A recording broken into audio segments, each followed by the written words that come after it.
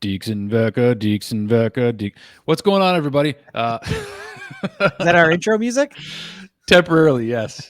I love it. A little bit of a Weezer reference there, if you will. Like that's Nice. hash pipe. Yeah. Yeah. Do So do do do do do do do. Yeah. we will have an intro for you folks. It's in the works. Not to worry. Nice. Welcome to the Dekes Vacca Show. Eric Vacca, Drew here. And first full official episode with actual hockey content. So if you did miss the first little introductory episode introducing Eric and myself as well, do catch that on the channel as well. This will all be under the Dekes and Vacca Show playlist on the Drew Dekes channel here. So, all right, V. So let's get into some news right away, right off the bat, fresh stuff. Jacob Panetta of the ECHL suspended for the rest of the season for the racial gesture on Jordan Subban. Just want to get your initial reaction. You did see the incident recently. Yeah, I did see it, and it looked completely warranted to me. Obviously, I think that something was probably said as well, because he was making the gesture at first, and Subban was sort of skating away, but then all of a sudden he cut back and was trying to go after him again. So I imagine that the refs probably heard something, maybe something that was only told to the disciplinary committee, but yeah. Full season. I mean, I don't know. Can you go even more than that, especially in the ECHL? Yeah, it's for the remainder of the season, so I don't know if it's going to bleed into the playoffs if that team's in the playoffs or go into next season. Well, I imagine it would be into the playoffs as well. I was thinking of Bertuzzi getting suspended for the rest of the season way back in the day, and that went into the playoffs as well. So it's not really, it wouldn't be much of a punishment to let the guy take the rest of the season off and then jump in the playoffs and win a championship, right? Absolutely. So, yeah. No, I totally agree. I don't think there's really even much that you can argue with. I mean, if you're going to make racial gestures or even like it would be akin to making a sexist comment or a homophobic comment or anything like that, once you start attacking who people are as a person as opposed to being aggressive on the ice, I think you've crossed the line in any league of any sport. And I believe it's completely warranted. And I'd like to see those things even increased. That should be a threat on your career if you make a decision to do that. Now, I know they're kids, and I know that they, don't always have total control of their emotions and stuff like that. But at the same time,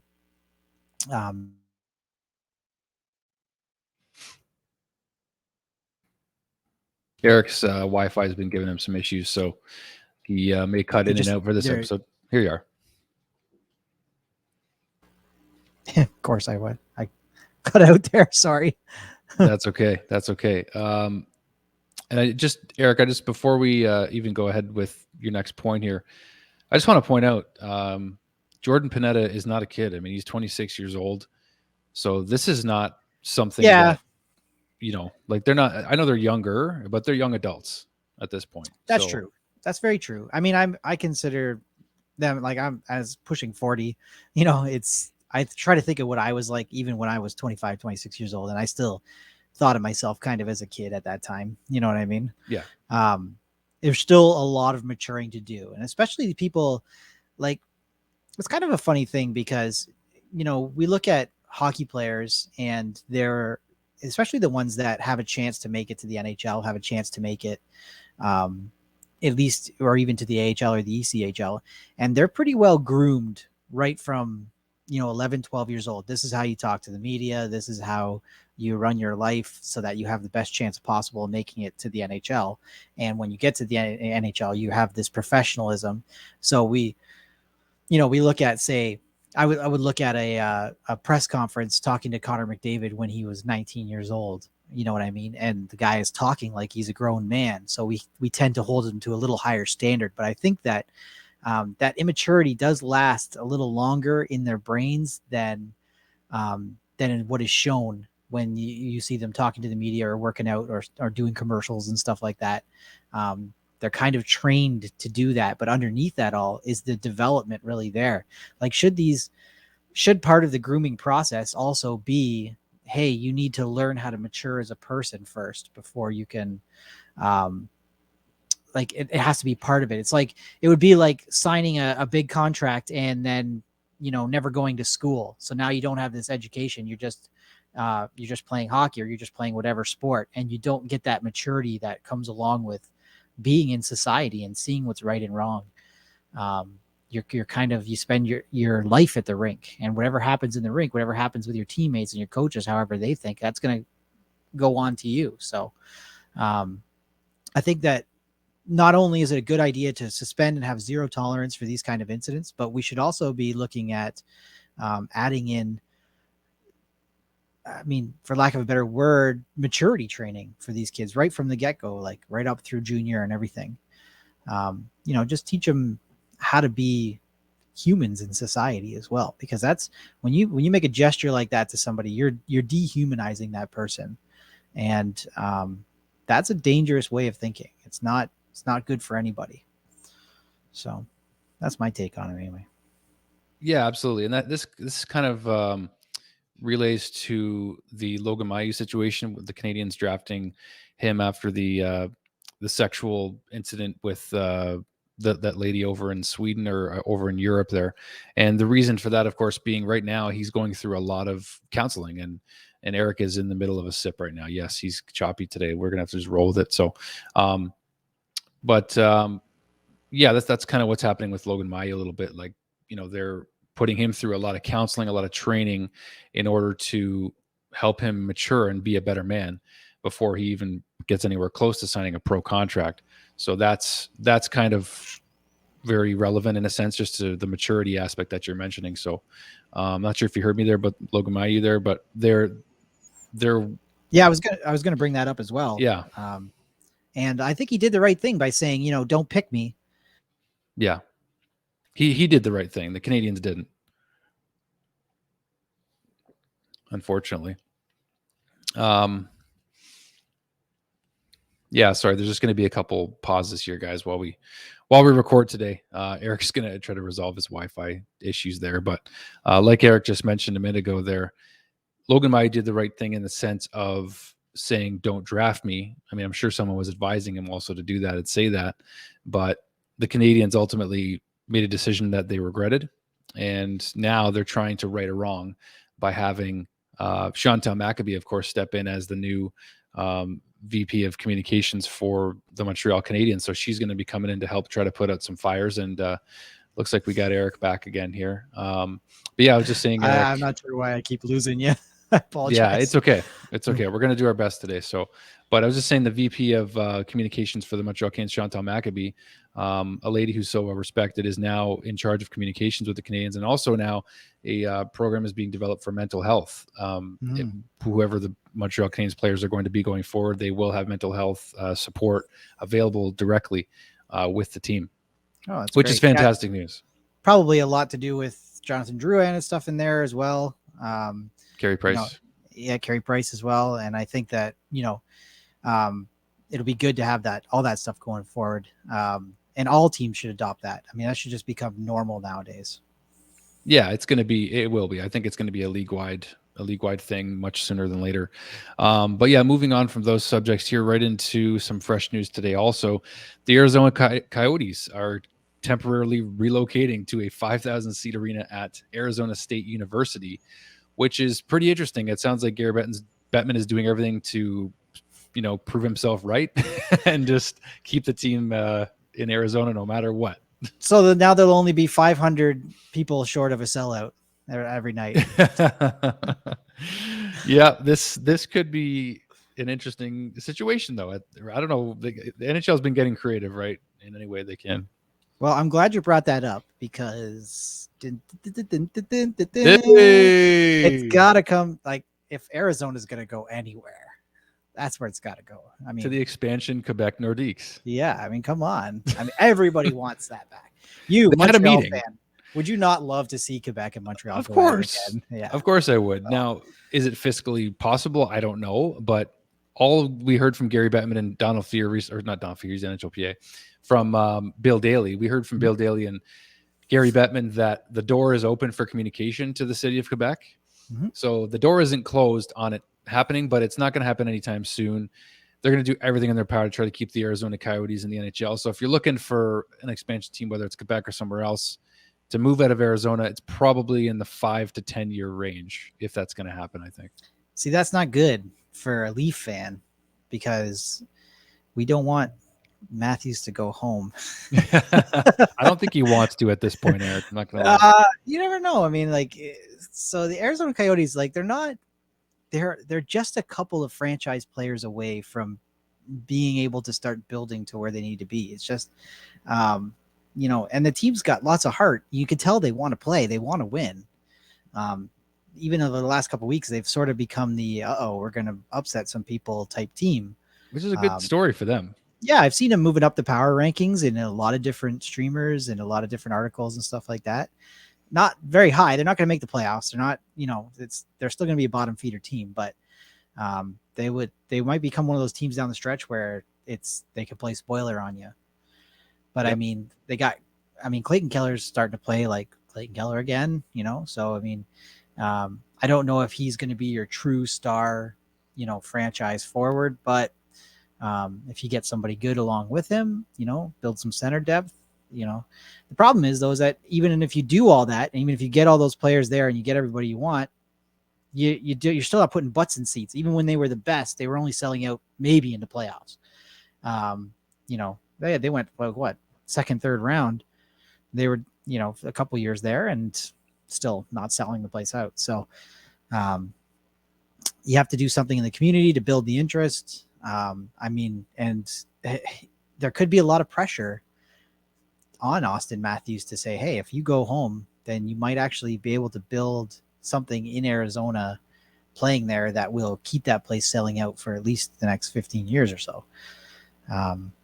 So he might think that way, like that. There was that pressure on Gretzky to go to the West Coast to build West Coast hockey there. And because Gretzky was there through the 90s, then you got LA, Anaheim, and San Jose. They actually built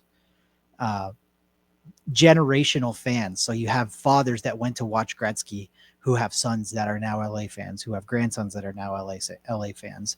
And that's how you build your fan base. But Arizona's never had that. They never had really other than Shane Doan, who was great, and having Gretzky behind the bench, who was not so great. They never really had that marquee build your fan base type player out there. Chikrin's good and Keller's good, but they're not Crosby's, they're not Ovechkins, they're not Matthews. That's what they need. They need that.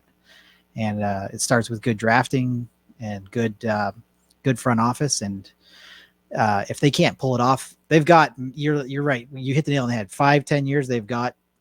And then if they can't get it done by then, they got to move. That's just, this is the last beating a dead horse, right? Yeah, I think, and it's unfortunate too because they have a great team name and they have a great logo. Like they're old school, like the old Space Coyote one they have right now. The one they went back to in the Keith Tkachuk era. Mm-hmm. Like that's one of the nicest NHL jerseys we've ever had. Oh, so it'd be a shame to lose it either way. I love the checkered lines and everything. Yeah, but, we've had a lot of great jerseys. This is a great jersey, but yeah. That's you don't true. See it, right? It's like the Whalers was a great jersey. Yeah, that's been brought back as a retro, which is great. California Seals. California. Which one's that? What team is that? California Golden Seals was an expansion team in the late 60s. They didn't last too long. They barely got into the 70s. But I wasn't going to pretend to know who they were. I'm like, who? Yeah, they had like a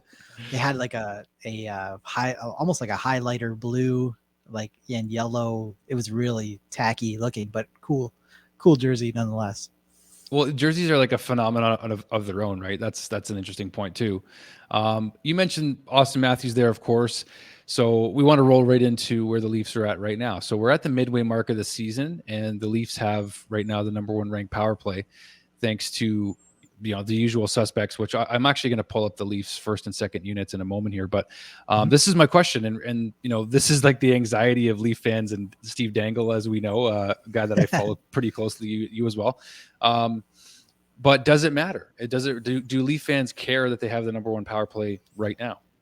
Well, take a look at last night. Last night's game, they they had 3 power play goals and just got absolutely dominated. Not dominated. They were the dominant team 5-on-5, but they got outscored hard 5-on-5. And so yes, that having the number 1 power play. If you don't have the number 1 power play, or at least a really good power play, you don't win that game last night. The Ducks win, and then where you're at now, you just lost to the Ducks, right? Not that the Ducks are a bad team, but in a game where they're that dominant over that other team and they're trying out new lines and stuff, sure, I get that, but you need that power play. And then there was, I don't know if you caught the game last night, but there was a bit of a misstep by Keefe. So they got out there on a 5-on-3. They put out their top power play unit. It scored, of course. And then he took a timeout to try to keep that top power play unit out. Now you've just scored. You've just gone up 3-1. And I see what he's trying to do. He's trying to step on their throat a little bit and say, let's keep our big line out there. Give them 45 seconds rest. Maybe we can make this 4-1. And truthfully, it's probably because he's thinking to himself, damn, we've blown 3-1 leads at least in 5 of the last 7 games. So we need to at least get it to 4-1 here. Not that that's a much more secure lead in Leaf Nation, but I thought that, it was a misstep because put out your second unit. They've all been sitting on the bench for 2 minutes. They're chomping at the bit to get out there and muck it up a bit. And at least you can wear down those guys so that when he's sprung from the box, they're not on an odd man rush. And I was sitting here, I was watching the game with my sister-in-law, and I said, I shook my head when he took the timeout. I said, that's a mistake because there's a lot of time left on this power play. And now they're going to try to stay out for the rest of this power play. And when he's out of the box, they're going to be dog tired. And sure enough, what happens right after they go up on a 3-on-1 and he, it was a lightning good shot. Of course, it was a beautiful play, but that should never happen. If you have your other unit out there, yeah, so what? So it gets cleared out of the zone, but at least your guys are back picking up the puck and they're mucking it up and they got the energy to check. After the extra minute and a half, even though they took the timeout, those guys are too tired to come back. And it's just, you could start to see the little mistakes. You could see the cheating. Mitch Marner, for as much as I love that kid, he cheats so much. Like trying to get that quick up odd man rush or that quick up breakaway pass. And it's just like, yeah, you got to be a little bit more responsible because these teams will burn you, even if it's the Ducks or the Coyotes or whoever. And it was just a coaching misstep I found, but having the top power play was important last night. That's for sure. So who we got in the second unit here? We got Michael Bunting, who's been a nice, I don't know if surprise is the right word, but I mean, who's been a nice addition and working out so far for the Leafs. Yeah, Bunting's been good. Yeah. Yeah, Spets at center, Andre Case, Mikheyev, and Rasmus Sandin. So you think they should have had the second unit on much sooner, though, and not called that timeout? Well, after they scored the goal, why not put the second unit out there? Because you can put them out for 45 seconds and then, pop a good unit back out there for the last 15, 20 seconds or whatever you need. I just thought that it was an unnecessary thing to do. Because it puts a lot of pressure on those guys, too, to say, I'm giving you this timeout, this thing we only get one of a game, and it's only a 2-goal game, so you might need that. And it turned out that they probably did need it near the end. We're giving you this timeout to give you a rest because we are expecting another goal here. And that goal doesn't come, and then everybody's got their shoulders down, and that was a momentum changer in the game. Because once the Ducks came back and scored that goal, all the momentum swung to their end of the ice. And the Toronto had them held down the entire game. Like they had no momentum until that goal. The only other goal they had was the Toronto scored on their own net off of Spez's leg. Right. So it was Engvall trying to clear it. He cleared it and hit Spez's leg and went right in our net. So yeah, I mean, it was a coaching misstep in my eyes. I think that you give the second unit, and why not? It's not like they're a bad unit. I mean, Spets is older, but he can still keep up with the game. He's proven that the last couple of years. Bunting and Kasha are great checkers, and they're great defensive players. So you never have that chance against as clean as you would because you left those guys out there. So misstep, but I get it. You have this hyper-powered first unit. You want to use it. It's so loaded, right? So like when you look at the other one, you're like, oh, but then it's kind of, you're like, oh, if you don't know who those guys are, right?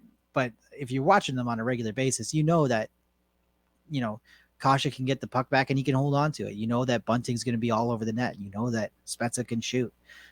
Sandin's no slouch on the blue line as well. He's going to be the next Morgan Riley out there. So, yeah, I think you give them a shot there, and who cares if at least if you get out of there and you don't score another goal, you still have all the momentum from scoring the 3-1 goal. You know, there's a protection there that just was a misstep, I think. So the Leafs and their demon. This was kind of a subject that we were going to get into at some point, but I mean, with them being where they're at right now, it's just this team is so hard to figure out. I mean, I don't know if they feel it as much as the fans do whenever they're, you know, facing the first round of the playoffs and what have you. I don't know where you want to take this subject particularly, but I know that it's the first round of the playoffs has been the demon that's conquered them. So where do you see this team? I mean, based on comparing this roster to last year, the trade deadline's coming up, so maybe we can bring that in here for a sec. This consensus is they maybe need to add a defenseman. Do you think they need to add anything or anybody else? I'm going to say no. And yes, if you look at the roster on paper, last year it was better than the roster this year on paper. I think, you know, if somebody was to see the two side by side without actually seeing the play, then you would say, oh, I would go with, you know, last year's roster for sure. But that being said, you know, I was reading the other day about letting Foligno walk at the end of the season, not giving him the $3.8 million that Boston gave him. And then what they actually managed to get for that $3.8 million with Kasha and Kampf and Bunting, and they've amassed a total of like 51 points with the signings that they had by saving that versus having Foligno, who has now like 9 points or something. He hasn't really been too great over there. Now, yes, there's intangibles, but those guys, Bunting and Kasha, can bring just the same amount of intangibles that Foligno has. I mean, Foligno's a scary guy. I wouldn't want to play against him. Not that he's dirty or anything like that, but he's got these eyes that just terrify me. But I think that Dubas has made his offseason moves, and the only way that you're going to see anything change for the Leafs come deadline is you might see some minor moves to add depth, a 7-8 defenseman or a fourth liner in case an injury happens down the stretch. But unless we get a serious injury before the deadline that frees up enough cap that we can make a short-term move, I don't see them changing anything. And he's basically said, look, this is what you got. You got to run with it. And of course, they've been good during the regular season again, which is common. That's the Leafs, you know. And everybody's just sort of going great. Like a lot of diehard fans that I know very much are not buying into the season at all. Every win, they're like, sure, you know, you won the game. Congratulations. We'll see you in April. Because if you don't show up then you're going to see some major changes. And that might include one of the big four. I think it has to include one of the big four. But the D as it's built now is not bad. Your top six is not bad. It's just it's doable. It's something that you can see them making a run with. But there's the intangibles that they have to change. They can't change with personnel. You know, being soft in front of their own net. You have the players to move those people out. It's not like you're getting dominated physically. They just don't want to do it. You know, they have this team identity where we're a small, skilled, fast, young team. And that was true 5 years ago. It's not true now. Now you have to learn how to play a different game, and you have to learn how to win in the playoffs. And your window for doing that is very short. So it's if you're going to do anything, you have to somehow find a way to instill some killer instinct into them. And that's what's missing. Is that drive to go beyond what you think you're capable of, and that drive to know just because you're up 3-1 in a game or 4-1 in a game, that doesn't mean the game's over. You don't just go, we're good now. We'll just clog up the neutral zone a bit and slow down and we'll be fine. We'll just run out the clock here. It's not like basketball where you can dribble down or football where you can let the play clock run, and decrease the other team's chances. Like you can get scored on so fast. The slightest little bounce turns his momentum in hockey. So until they develop that killer instinct that, a team like Pittsburgh and Washington and Tampa has had over the last few years that you've seen, or the teams that often upset other teams like Columbus, and now even the Rangers now are starting to develop that bit of an instinct, they won't have a chance in the playoffs. Yeah, the killer instinct is definitely the missing ingredient. Like that is by far someone should have that on a headline somewhere or a plaque or something. It's just that's going to be the story of this core if they can't get it done this year, right? Is lack of killer instinct. That's a really great way to look at it. Is that's just what they're missing, right? We only got about. Sorry, just to add one more thing onto that. The biggest killer too is that other teams know how fragile they are. And so they're not worried about being down 3-1, 4-1 to the Leafs. They don't worry about it at all. So other teams can stay calm.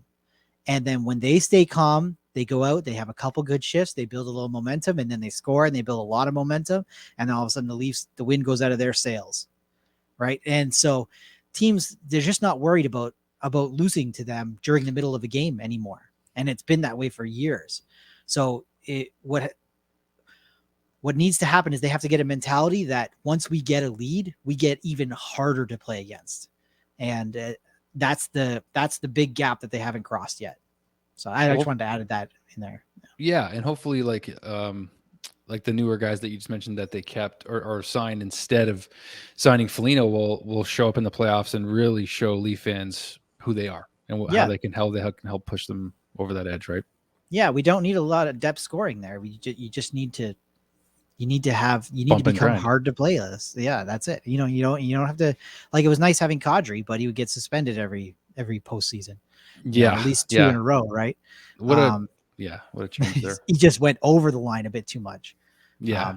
But even back in the day when we had like Tucker, Corson, and Roberts, you throw them over the boards, all of a sudden the other team's terrified. And how are you going to score against those guys? Like, even though they might not put the puck in the net as much, how are you going to score against them? You can't. So if they're already up in a game, you go out, you let Sundin and McGillney do their thing, and then all of a sudden Corson's coming out to beat you down and wear down your D, and then that's how you build a winning team. And they have that. They have it. They have everything they need to do that. They just have to get their brains there. I think Shane Corson's had one too many podcast appearances or something. I've been messaging him on Instagram to come on the Habs Tonight Show. He just doesn't seem interested. Like, I don't know. It's funny. Sheldon Surrey, same thing. He already did a podcast, but that's what made me think of Corson. That's so funny. Nice people though. Don't get me wrong. And for anyone that can play on the Canadians and the Leafs, like, that's an accomplishment in itself. But it's rare. You don't see it too often. You don't see it often. But Darcy Tucker was one of them too. You forget he was a Hab long before he was a Leaf. Dougie Gilmour, my favorite player of all time. Gilmour, my favorite Montreal Canadian of all time. No, I'm just kidding. Don't even say that. He checked into our hotel and I didn't even want to say anything to him. I'm just like, nope, I'm just going to let him be. And I didn't even think of it until after. I was like, I should have said you're my favorite Hab of all time. Like, no. He loves that stuff though. He gets a kick out of it. Yeah, he does. The Leafs should hire him for something. He's just so loved. He has to. He's way too beloved not to. Yeah. It's like Saku Koivu. Like, that's kind of like how we feel about him, right? Koivu was definitely a lot of heart for a captain. I think you can compare those two in terms of what they meant during their tenures there. Oh yeah, 100%. Agreed. 100. Okay, so a couple more subjects, and then we're going to wrap it up. So this is they're both going to tie into the Oilers here, and the first real thing is before we get to Evander Kane and whether he's going to come to the Oilers or not, we could know by tonight or tomorrow, to be honest with you, because we're going to get a ruling on the investigation around Evander Kane's border incident with COVID and all that stuff. So before that, though, do you feel like, based on the last couple of games and after the pissy incident with Leon Draisaitl, that the Edmonton Oilers are out of the woods here? No. Now, I would love to say, they're out of the woods, but I mean, have you looked at the franchise in the last 10 years? It's just not, it's always been the same thing. It's been behind the scenes drama that hurts the team. And when you're talking about Evander Kane, that's just going to add to that. I mean, is this really a guy who is going to bring the professionalism and the calmness around the team that you need? I think he's going to make it more volatile. Now, granted, I don't know what the guy's like on the ice. I don't know what he's like in the locker room, but there's a lot of chatter around this guy. And can he play the game? Yes, he's a good player, but will he be on the ice? Will he be suspended for doing dumb stuff? Will he be, even if you get him, is he going to be, if he has a bad start to his career there, are the fans going to turn on him quick? And then all of a sudden a story comes out about this, that, or whatever. And then the fans, and then it just becomes even worse because now what are we going to do with this guy? You can't put him on a lower line because he's too good for that. But, is it going to be the kind of guy who's going to show up late for practice and get a scratch because of that on the coach? And then how's that going to look for a coach that's barely hanging on to his job as it is, to be able to come back on that? I don't know. It's just, I don't think the Oilers are out of the woods. I think they've had a good couple of games, but too much relies on McDavid and Draisaitl to be able to. It's not a well-built team. It reminds me a lot of how the Leafs were built. It's very top-heavy, and they have some good defense, and they might be out of the woods for this season. They might make it to the playoffs, maybe make it through a couple rounds. But next season, Darnell Nurse gets a big raise up to $9.5 million a year. So you're going to lose what little depth you had is gone. I think that if anything, this is just a little clearing in the woods, and they still got it. They got a ways to go. Yeah, it's an interesting thing. I mean, like, so many teams have these great starts, like October, November go great, and then all of a sudden they just fall right off because you can't continue to rely on the only tangible offense that you have. Like, you have to have scoring throughout that lineup, and not even just that, but just some low scoring games where you can win those 2-1 games, win those 1-0 games that are rare, I know, but 3-2 games, so it's interesting how Edmonton and Toronto are shaped in that way. And I think Toronto's definitely a couple steps further than Edmonton is, but you got to wonder if, like, this is my take on Evander Kane, by the way, is if this guy doesn't make it work in Edmonton, like, he's never getting another job again. Like, probably not. That's very clear to me. There's one other team that's interested. We don't know who the other team is. According to Dreger, it's only Edmonton that's been revealed so far. They've been open about it. But I mean, if you can't get your crap together, keep your mouth shut and just play hockey and just not cause any more drama and help the Oilers get over the hump a little bit, at least a little bit. I mean, Evander Kane's not getting a big payday here. His contract was terminated. Yeah. The San Jose Sharks still owe him a bunch of money. So right now, this isn't about money. This is about, do you want to play hockey anymore? And if you're going to go play with the best player in the world and somehow still not be able to just put distractions aside, whatever they are, and just put your foot down on the gas and help this team win and create not just a better image for the team, but for yourself, and maybe end your career on a high note.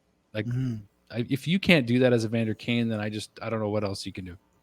Well, if there's one good thing is it's harder for him to get into trouble in in Edmonton.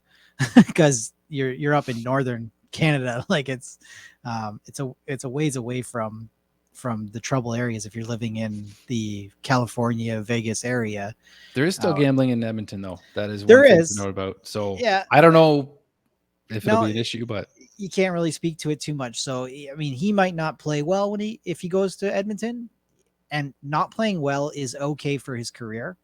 Say, okay, well, I went over to Edmonton and they were kind of slumping and they're still slumping. And, but if he can get to a point where it's like, okay, he's not playing well, but we haven't heard anything behind the scenes for a good season and a half now, then you can maybe jump back in with another team and reinvigorate your career. But yeah, you're right. He's got to stay low key no matter where he goes, if he's, just from the hockey side, I just don't know how much more you can be motivated than to go play with the face of the NHL and not care anymore. If you really don't care, if you can't make it work in Edmonton, in my opinion. Yeah, and it's up to Edmonton's front office too to tell him, like, look, this contract is contingent. It's contingent on you. Here's our list of things that we need to see. We need to see you talking properly to the media. We need to see you staying off of Twitter, with these things. We need to, ask you for a COVID test, we expect you to actually take it and do it. You know what I mean? Like, it's not hard to do. And it's not like he's standing on principle and saying, I'm not going to do this because it's my right not to do this and all that other stuff. It's him trying to hide things and sneak under the radar and stuff like that. And, I mean, I'm a manager in a retirement home, and if I had an employee like him, I would fire him. You know what I mean? Like, it's, and it has to be run the same way. You have to treat him like, look, I get you're a talented hockey player, but you're also our employee. You represent our franchise with everything you do on and off the ice. And that's important. It matters. Yeah, absolutely. And this is his last chance to me. It's very, very, very clear. So I always hope for redemption stories of some kind. I mean, the narrative around him has not been good, from Dustin Byfuglien to San Jose. Mm-hmm. Buffalo, I don't know, really. I didn't hear a ton of noise out of Buffalo. I he had just some hope problems in Buffalo too. There was, I think, a DUI charge maybe that got dropped. I remember there was an issue at a bar with a bar fight. There was some stuff in Buffalo, but he was a much younger, and they kind of gave him a little bit of breadth that probably didn't help him in his career. Yeah. But yeah, there was some issues there too. Yeah, for his sake, for his own sake, for his mental health, for his everybody's health that knows him and has to deal with him all the time. I hope he can find a way to turn this whole, saga of his career into a positive. That's what we always hope, I think, as fans, is to see good stories come out of what's been negative ones for the most part, just like the Leafs, like finally breaking that first round. That's that's just purely about the hockey and not about personal issues. Yeah. But again, I just really hope so for Evander Kane's sake. And by the time this episode is released, I mean, tonight, he may very well be with the Oilers or with somebody else. He may not even go to Edmonton. They may decide not to take him, but we'll see. To talk about for the next one. Yeah, exactly. It will. So, but folks, if this is your first time checking out the show, smash that like button if you feel like you've been enjoying the conversation today on these topics. And again, always comment down below. Let us know your thoughts. Be as honest as you want. Share what you would like us to talk about in this show. It could be anything hockey related. It doesn't have to just be NHL. It could be women's hockey, junior hockey. Going to be talking women's hockey, of course, as the Olympics get ready to ramp up, as the ladies are just getting ready to go. So they are. Yeah, we should plug that for next show. I'd like to go through the rosters for both teams. Yeah, my sister actually is going to be jumping on for some coverage of Canada, so maybe the three of us can come on and that'd be great. Yeah. And talk about Tracy's the original. She's the OG rink rat. So Eric and I's ball hockey team, all started by my sister and her friends. Yeah, I don't know if I ever even met her. I'm not sure. I must have met her once or twice, but I used to work with her husband. So. Yeah, you did. Yeah, that's right. It's Craig. We worked together every day for a good 6 months. So yeah. Well, good times. Yeah. So Team Canada and the men's roster was announced, of course, too. My gosh, a lot of old Montreal Canadiens on there. It's hilarious. It looks different than what I thought it was going to look like, for sure. Yeah, for sure. But we'll talk all that stuff. Yeah, it was good to see Owen Power. We got some Mason McTavish on there. Oh yeah, McTavish, can't wait to see that too. Yeah, there's a lot of people that are very happy to see him on there, just based on the little sample size that's out the World Juniors. Yeah. So, but yeah, folks, as the title here says, hit subscribe. Do be part of the show. We really appreciate the feedback, and we'll see you on the next one. Dekes Vacca signing off. We will have an intro for you in the next episode officially. Really? Shout out Weezer. But yeah, we'll have one. We'll get one going with a little music bed and stuff. So anyway, but thanks for your insight as always, V. All right, thank you. Oh, one more thing I should mention too, because if you can't tell, the title at the top did change a little bit. So it was Dekes and Big V, but I just thought Dekes and Vacca had a better flow to it. I don't know. Whatever you want to call me, I'm good with that. I still call you V on the show. It's just the title of the show is your full last name. It's kind of it's funny how these nicknames just come out of nowhere, right? Like such a hockey thing. Even you, like your name's Andrew, and somehow just by playing hockey with you, it became Druzy. Yeah, like Druzy's another nickname. I got a few of them with you guys. It just doesn't. It just they roll into that, and it doesn't matter if you're in the NHL level or you're playing Timbits hockey. Everybody's like, "Oh, there's Barnesy, there's you know, that gets Barnesy, come on the show. We know you're watching. Don't be yeah, shy, get man. on here, Barnesy. You're One the of the best. best referees we've had the pleasure of playing with, and we don't have to toot his horn just because. I mean, like he genuinely enjoys being at the rink. Yeah, I think that's a big part of the he's experience. he's only biased against one team. I'm not going to say which team it is, but he's biased. He'll laugh at that when he sees it. He knows. Good stuff, my friend. All right, guys, we tried to sign off and we extended our sign off, and that's fine. Yeah, why not? It's our show, and we'll do what we want. That's All it. right. Thanks for watching, folks, and we'll see you again real soon.